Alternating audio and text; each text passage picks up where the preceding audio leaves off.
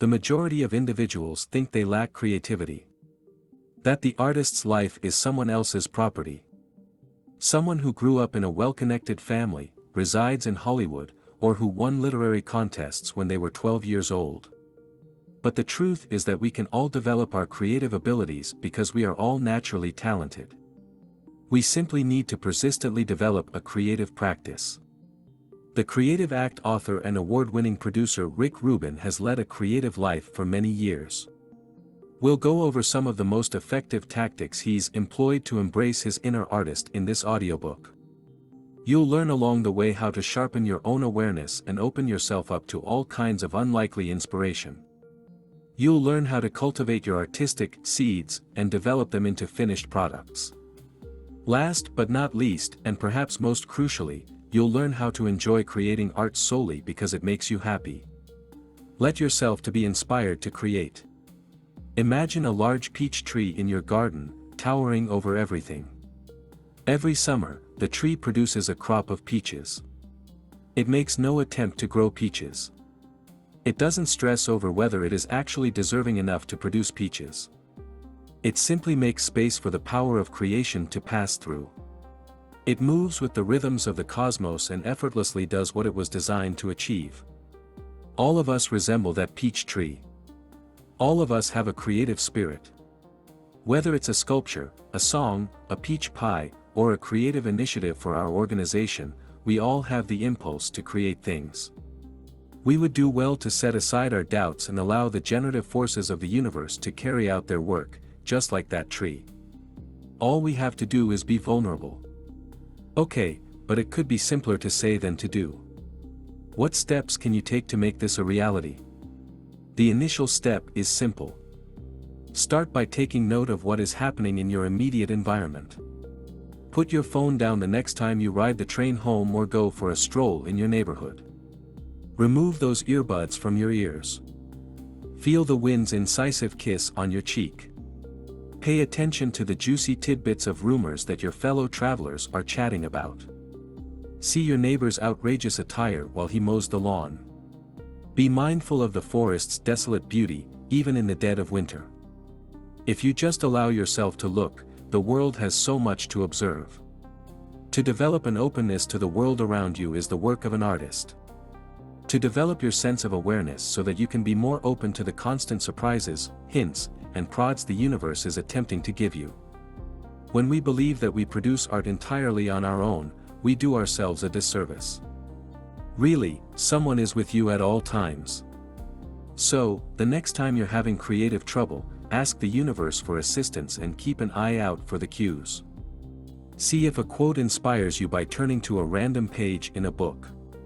Alternately, choose a movie at random and see what inspires you while you watch. Or spend 15 minutes in a store you wouldn't typically visit. It takes more poetry than science to be responsive to clues. It involves realizing that inspiration may be found in unexpected places and that every aspect of your life can be filled with wonder. Finding regular times throughout your day to stop and reflect is the best method to develop the awareness practice. Spend a few extra minutes each morning in bed taking deep breaths and tuning into your body's sensations.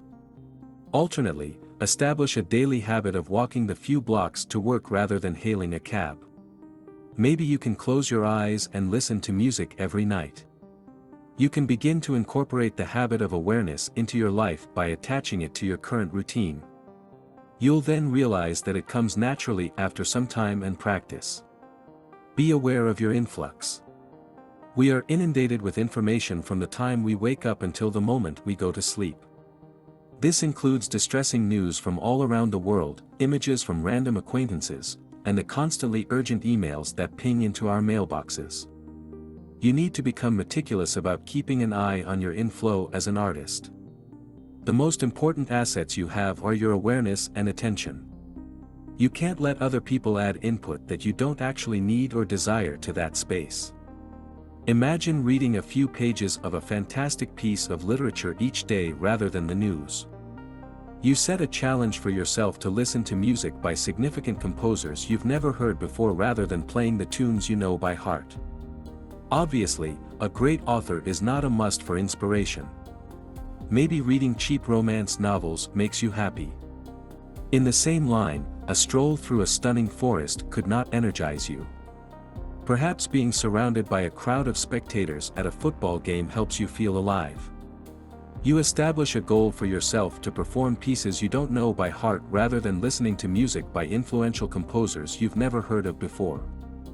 Apparently, inspiration does not require a brilliant author. Maybe you find happiness in reading cheap romance novels. In the same vein, a stroll through a gorgeous forest won't make you feel energized.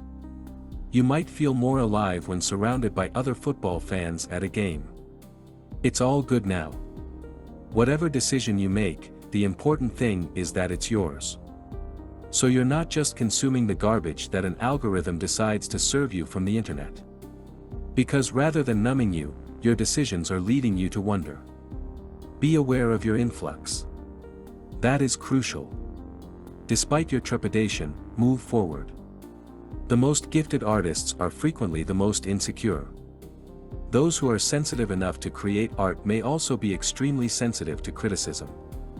Artists don't produce art if they aren't uncertain and insecure. They still produce despite that. In fact, Rubin talks of a well-known performer who, after having been on stage for 50 years, still has horrible stage anxiety. He enters the platform despite being so nervous that he feels sick to his stomach. The only thing that keeps him going is the fact that his desire to share his creativity is stronger than his fear of making a mistake. People frequently avoid creating creative work out of fear that they may botch it. They will be disappointed that it won't match the ideal image they have in their minds.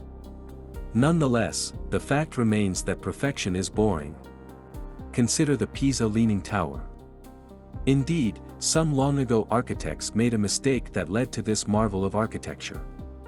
A leaning tower was not one of their designs. The plans were messed up by someone. Nonetheless, the fact that it leans has made it one of the most iconic structures in the world, delighting millions of tourists who took amusing selfies. The Japanese pottery custom known as kintsugi is another artistic style that honors flaws. By placing a seam of gold into the crack, broken objects can be repaired with this technique. In this repair effort, the damage is emphasized rather than concealed, making the error the pottery's most attractive feature. You will have flaws, be imperfect, and be awkward as an artist. You'll constantly feel insecure. Yet, being insecure does not preclude you from creating art or from being a genuine performer. Instead, it demonstrates your sensitive, vibrant, and really human nature. With your art, express your entire, flawed self. Share your deepest insecurities and concerns. Discuss your need for acceptance and any trauma you may be carrying. Discuss the particular brokenness you have. It won't interfere with your work. Actually, it will increase its resonance with other people who feel the same way. The first step is frequently the most difficult. Reduce the stakes and enjoy yourself. Lowering the stakes is the greatest course of action when you're feeling too afraid to begin creating. You don't have to produce a masterpiece, tell yourself. In fact, grant yourself license to produce the worst possible piece of art. Remind yourself that all it takes is time. Whatever you produce is unimportant. Your career won't be impacted, and you aren't required to tell anyone if you don't want to. Allowing oneself to appreciate the creative process without getting caught up in the end product. Results will come as long as you constantly put in the effort. Your only concern should be turning up. And permit yourself to enjoy yourself. Some things are too vital to be taken seriously, to quote Oscar Wilde. Artists, unfortunately, have a tendency to take themselves very seriously. On the other hand, if you put too much pressure on yourself, you'll come up with a lot of profound concepts but nothing to show for it. You'll be held hostage by your own importance and never accomplish anything. The key to being able to produce original work is to have fun. Playfulness is what makes experimentation and invention possible. You'll always find a harvest of creative seeds when you practice being open to the world and practicing making space for inspiration. Perhaps you were inspired to create a series of watercolor paintings after spotting a broken umbrella on the street. Or perhaps you saw a movie you adored as a child and began daydreaming about turning it into a kid's play. If you take good care of these artistic intuitions and hunches, they could blossom into masterpieces. Starting to grow and explore with those seeds is the second stage of the creative process. Thus, how do you grow the seeds? By allowing them the room and freedom to develop in a friendly environment. Like seeds, fledgling creative concepts aren't yet ready to be shared with the public. They most certainly aren't prepared to face criticism from the outside world. Hence, at the beginning, keep your thoughts to yourself and give yourself time to enjoy them in a relaxed environment. For instance, perhaps you were inspired by a compelling tale that would make a terrific screenplay. Give yourself permission to experiment and fiddle with the story. Try putting it on Mars or in other historical eras. Consider what would occur if none of the characters could communicate with one another in a common language. You might experiment with the genre.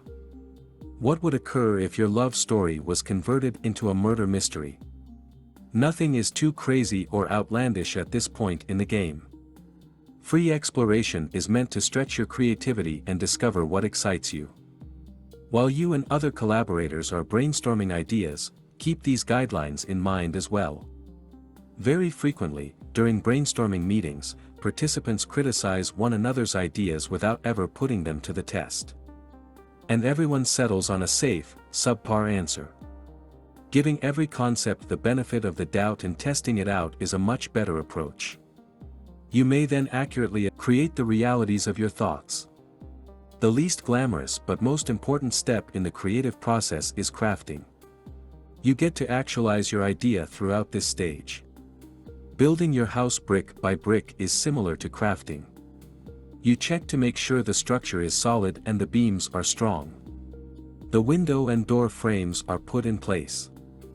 You move carefully and deliberately, making sure everything is functioning as you go. It can be discouraging to craft. It can be challenging to transform the magnificent images you have in your thoughts into something more tangible.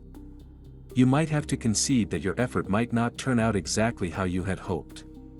But, that does not imply that your creation is worthless.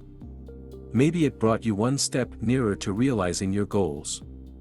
Perhaps it's like the first pancake in the batch, not perfect, but a necessary practice run that enables you to make a second pancake that is much more delectable. You are, after all, creating art. Despite the terrifying voices in your head that tell you there is no purpose in creating and that you will never amount to anything, you are allowing yourself to do so.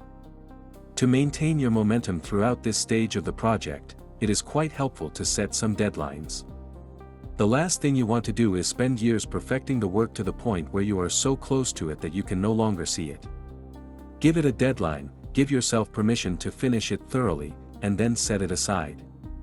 You can be confident that the powers of creation will continue to flow through you. Resuming awareness training and seed gathering. Then restart your creation process. How come we create art? To create works of art. Some contend that art ought to serve a function. Because it must constantly be political or serve society's interests. Although these are admirable concepts, they are nevertheless flawed. Making art is what it's all about. Neither more nor less. We have no control over how a certain audience will react. Additionally, we cannot create work just to advance a cause. That style of art lacks authenticity since it results from pragmatism rather than originality. It appears forced and didactic. On the other hand, some of our most creative and experimental artists have produced works that have had significant political or societal effects. Although it wasn't the intended outcome, it did happen. And all of this occurred because the artist dared to delve deeply and convey their essence to the paper. Art making is a kind of giving up. A submission to forces considerably stronger than you. If you take the time to listen, there are forces that are always speaking in your ear. You'll find that there is plenty of creative inspiration all around you if you take the time to tune in. Ask the cosmos to offer you a nudge whenever you're feeling stuck, then see what happens. Your seeds will grow into strong ideas if you let yourself experiment and play with your creative intuitions. If the thought of being creative makes you nervous, you're doing it correctly. Simply don't let your fears hold you back.